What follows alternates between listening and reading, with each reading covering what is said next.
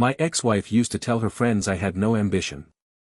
She'd say it at dinner parties while I was still in the driveway washing grease off my hands.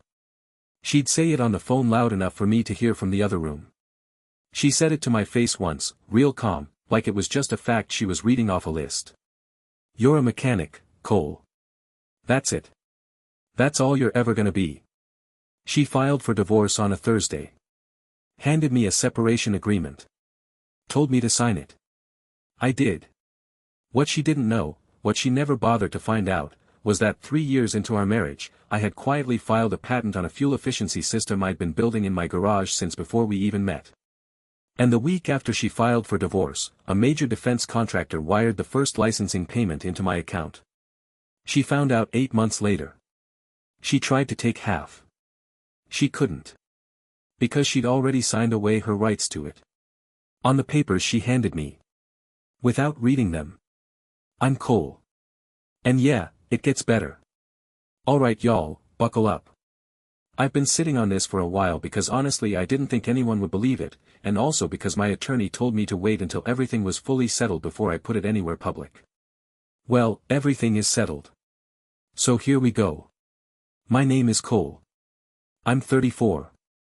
I'm a mechanic, or I was, full-time anyway, before life got real weird real fast. I've been turning wrenches since I was 16 years old in my uncle's shop in rural Tennessee. Engines are just how my brain works. Always have been. I can hear a misfire before the diagnostic equipment catches it. I can feel a transmission problem through the steering wheel before the driver even notices something's off. It's not a gift or whatever, it's just years of paying attention to things other people tune out. Now, before I get into the good stuff, let me tell you about my ex-wife. I'll call her Vanessa, because that's her name and honestly she's earned the publicity. Vanessa and I met when I was 26. She was 25, working in marketing, dressed like she was already 5 tax brackets above where she actually was, and had this energy about her, confident, bright, magnetic. I was genuinely into her. I'm not gonna sit here and pretend she wasn't something when we met, because she was. She was sharp and funny and she looked at me like I was interesting, which honestly wasn't something I got a lot. What I didn't clock right away, because I was young and dumb and she was good at what she did, was that Vanessa's confidence was specifically tied to perceived status. Not her own status, really. The status of the things and people around her. She needed her apartment to be impressive. She needed her friends to be impressive. She needed her boyfriend to be impressive. For about the first year, she was willing to believe I had the potential to be impressive. Then she decided I didn't. We got married when I was 27. I'll be honest, looking back, there were signs at the wedding. She'd wanted something bigger than we could realistically afford and made comments during the planning about how she'd always imagined something different. Her mom pulled me aside at the reception and said, unprompted, "You better grow into this." I laughed it off. I was in love. I was an idiot. The first couple years were fine. Not great, but fine. We both worked, we had a decent apartment, we were figuring out what married life looked like. I was putting in long hours at the shop, which Vanessa tolerated but didn't love. She had this thing where she'd make subtle digs at dinner, "Oh, Jake from my office just got promoted, they're looking at houses now," that kind of passive comparison that was never directly about me but always somehow about me. I didn't fight her on it because I was working on something. I had been working on something since before we met, actually, and I'd ramped it up significantly once I had a little more financial stability. Let me explain the patent, because it matters and people are gonna ask. I'd spent years, designing a fuel injection optimization system for diesel engines. Not the kind of thing you explain at a dinner party.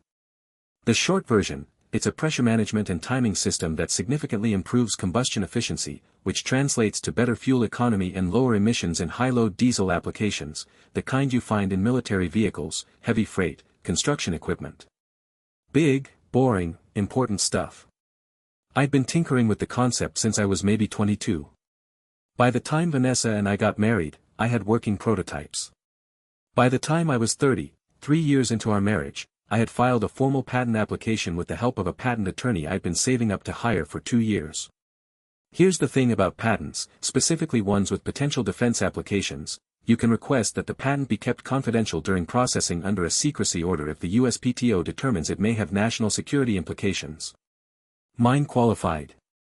So for a period of time, my patent was a matter of official record that was not publicly accessible. Vanessa did not know this patent existed. I hadn't told her. Not because I was hiding it maliciously, I want to be clear about that.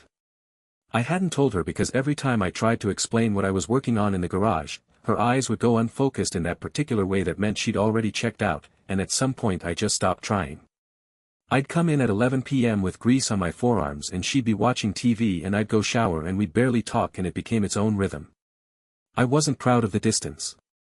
But I also wasn't going to apologize for working. Vanessa filed for divorce when I was 31. She didn't even fight me on the timeline, gave me 2 weeks' notice, basically, like I was a job she was quitting. Said she'd had a long time to think about it and this wasn't the life she'd signed up for. Said I had no ambition. Said she deserved more than a mechanic who spent his evenings in the garage. Said she wasn't getting any younger and she wasn't going to waste the rest of her good years on someone going nowhere. She said this at the kitchen table on a Tuesday night in November. She had a glass of wine. She was very calm about it. Like she'd rehearsed. I said okay. I know that probably sounds weird. But here's the thing, it hurt, because I'd loved her and we'd had years together and nobody wants to hear that the person they chose has been tallying up your failures in their head for God knows how long. That stings. That's real. But somewhere underneath the hurt was something else. Something almost like relief. Because I had been carrying the weight of her disappointment for years, and the idea of putting it down it was something. She had the separation agreement ready. Her attorney had drawn it up, a standard no-asset separation with a mutual waiver of future claims. No shared property division beyond what we already held jointly, which wasn't much. We split the apartment lease. She kept her car. I kept my truck. No alimony in either direction. The mutual waiver of future claims was the part that mattered. It meant that any assets or income generated independently after the date of separation, including any assets or income derived from intellectual property developed or filed during or before the marriage, were fully and irrevocably disclaimed by both parties upon signing. She handed me the papers and told me where to sign. I read every word before I signed. I always read everything. It's a mechanic habit, you don't skip steps. She did not read anything. She handed me a pen while scrolling on her phone. I signed. She signed. Her attorney filed it. It was done. 6 weeks later, I received a letter from a defense contracting firm, one of the big ones, the kind with a 3-letter abbreviation and an office near the Pentagon, expressing interest in licensing my patent for use in a new generation of military logistics vehicles. The first licensing payment hit my account 14 weeks after Vanessa and I divorced. I won't tell you the exact number. I'll tell you it had 8 digits before the decimal point. Now here's where I want to be honest about something, because I've told this story to a few close friends and they all ask the same question: did I know this was coming when I signed the papers? Did I know the patent was about to be licensed? No. Genuinely no. The defense contractor inquiry came out of nowhere and moved faster than I ever expected. Did I know the patent had potential significant value? Yes. Of course. That's why I filed it. Did I structure the divorce agreement to protect it? I didn't have to. Vanessa's own attorney wrote the mutual waiver clause. It's standard language in no-asset separations. Her attorney put it in there to protect Vanessa from any future claims I might make on her assets just as much as the other direction. They just didn't account for the possibility that I had assets worth protecting. So no, I didn't trap her. I didn't manipulate anything. I signed exactly what she handed me and so did she. The difference is I knew what I was signing. I found out Vanessa learned about the licensing deal through the worst possible source, mutual friends.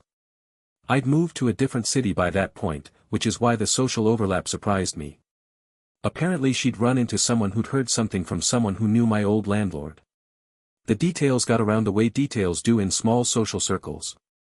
By the time Vanessa's attorney called mine, about 8 months after the divorce was finalized, she had apparently been sitting with the information for at least a few weeks. The legal argument her attorney put forward was that the patent had been developed during the marriage, using marital resources, and therefore represented marital property that had not been properly disclosed or divided at the time of separation. My attorney's response was clean and fast. The mutual waiver clause in the separation agreement, drafted and submitted by Vanessa's own attorney, constituted a full and knowing disclaimer of any future claims against independently held intellectual property. The patent was registered in my name. The licensing agreement was executed post-separation. And she had signed the waiver. Her attorney pushed back. Said the waiver was too broad to be enforceable as applied to undisclosed assets. My attorney pointed out that the patent, while subject to a confidentiality order, was a matter of official government record and that the existence of a filing, if not its contents, could have been discovered with reasonable diligence. Also pointed out that her attorney wrote the clause. There was a mediation session. I was not there in person. My attorney was. The session lasted about 2 hours. Vanessa's claim was rejected in full. She was awarded exactly what the divorce agreement had given her, nothing from me. Because that's what she'd signed for. Okay. Here's the part of the story where I want to be real with y'all about my headspace, because I think it matters for what comes next.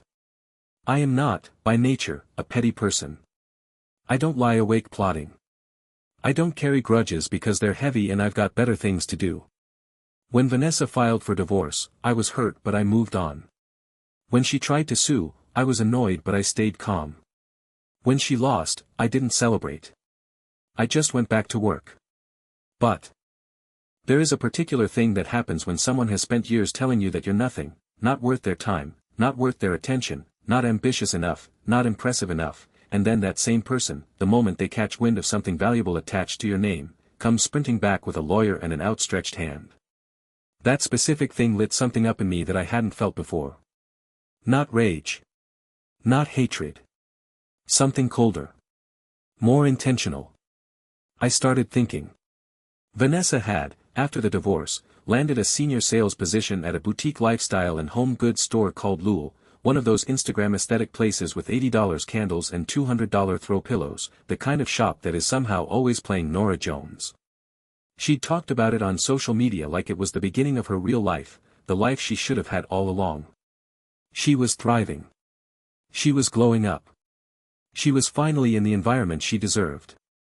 I knew about Lul because we had 2 mutual friends who kept me loosely in the loop without realizing they were doing it. I also knew, through the kind of background research that becomes natural when you have resources you didn't used to have, that Lul was a privately held boutique with 2 locations, owned by a single operator who had taken out a fairly significant line of credit to open the second location and was carrying the debt in a way that would make refinancing difficult. The shop was profitable but the owner was stretched. I put in an offer. I want to be clear, I did not buy this boutique specifically to fire Vanessa. That would be insane. I bought it because it was a viable acquisition at a fair price that a friend of mine, who actually has retail experience, was interested in operating. The financials made sense. It was a real business decision. The fact that Vanessa worked there was, let's call it a bonus I chose to personally see through. The acquisition closed on a Thursday. I flew in that weekend. I want to describe what I wore because it matters. I wore my work jeans, the ones with the faint oil stains that don't fully come out no matter how many times you wash them. A flannel I've had since I was 22. Work boots. I'd been at an actual job site earlier that morning visiting a fleet I consult for now. I didn't change. Vanessa was behind the counter when I walked in. She was talking to a colleague. The store smelled like eucalyptus and expensive hand soap. She looked up. Looked at me. Her face did something complicated. I said, "Hey, Vanessa. You got a minute?" She said, "What was I doing here?" Her voice had gone the specific kind of flat that means someone is trying very hard to sound unbothered. I told her I'd bought the store. I showed her the ownership documentation on my phone, just the cover page, just enough. She stared at it for a long time. Then I said, "I want you to know this isn't personal." She looked at me. "I'm restructuring the sales team," I said. "Your position's been eliminated. HR will send a formal notice and your final check by end of week. You'll have health coverage through the end of the month." She said I couldn't do this. I told her I could, and that her attorney was welcome to review the acquisition documents and the standard employment terms if she had concerns. She said this was insane. She said I was insane. She said, and I want to give her credit for this one because it was actually kind of funny given the circumstances, she said, "You're just a mechanic." I looked at her for a second. I said, "Yeah. I am. And I own the building you're standing in." I thanked the other staff for their time, told them the store would continue operating under new management and that their positions were secure, and walked out. I got in my truck. I sat there for a minute. Then I drove to a diner I like about 2 miles away and ordered the biggest breakfast on the menu and ate the whole thing and left a 40% tip and drove home. That was it. That was the whole thing. Lul is still operating. Both locations, same inventory, same vibe, still playing Norah Jones. My friend who manages it is doing great. The staff kept their jobs. The $80 candles are still selling. Honestly, the acquisition has been pretty clean. Vanessa, as far as I know, is job hunting. I have not spoken to her since the store. A few mutual friends reached out after the fact. 2 of them were annoyed on Vanessa's behalf, told me I'd gone too far, and that buying someone's workplace to fire them was vindictive. I heard that feedback. I don't fully disagree that it was calculated. But I also remember standing in my kitchen at 31 years old being told I had no ambition by someone who couldn't be bothered to read a document before she signed it. Some bills come due late. That doesn't mean they don't come due. I'm still a mechanic. I still get under trucks. I still get grease on my hands. I still think about engine problems the way some people think about chess, always moving, always working through it in the back of my head. I just also happen to hold a patent that a defense contractor pays me 8 figures to use. And I own a boutique that smells like eucalyptus. Life is funny, man. A lot of people asking if I feel bad about any of this. Let me be straight, I feel bad about the marriage. Not the ending of it, but the years of trying to be enough for someone who had already decided I wasn't. That part genuinely cost me something and I don't pretend otherwise. The rest of it? Nah. I'm good. Someone asked if the patent thing was planned all along, like some long con. No. I filed the patent because I'd been working on the technology for years and it was ready. The licensing deal happened on its own timeline. I didn't orchestrate any of it. Life just broke a certain way. Someone asked if I'd ever consider getting back with Vanessa. I'll say this, I've met someone recently. She's a civil engineer. On our 3rd date I started explaining the fuel injection system and she started asking technical follow-up questions. She wanted to know the pressure tolerances. She's the one. I didn't have to change a thing about who I am for her to see it. That part felt better than any of the rest of it. Vanessa spent 6 years married to a man she thought had nothing to offer. She handed him the divorce papers. She handed him the pen. She handed him the waiver she never read. And Cole, quiet, steady, grease on his hands Cole, signed exactly what she gave him, because he read every word and knew exactly what he was signing. He didn't plot. He didn't scheme. He just kept working in his garage while she was deciding he wasn't worth her time. And then one morning he walked into the boutique that smelled like eucalyptus, in his work jeans and his old flannel, and reminded her what just a mechanic actually looked like. So, jury, did Cole go too far by buying Lul just to fire her? Or did Vanessa sign her own fate the moment she handed him a pen without reading what was on the paper? And real talk, have you ever been told you were going nowhere by someone who had absolutely no idea what you were building? Drop your verdict in the comments. I genuinely want to know.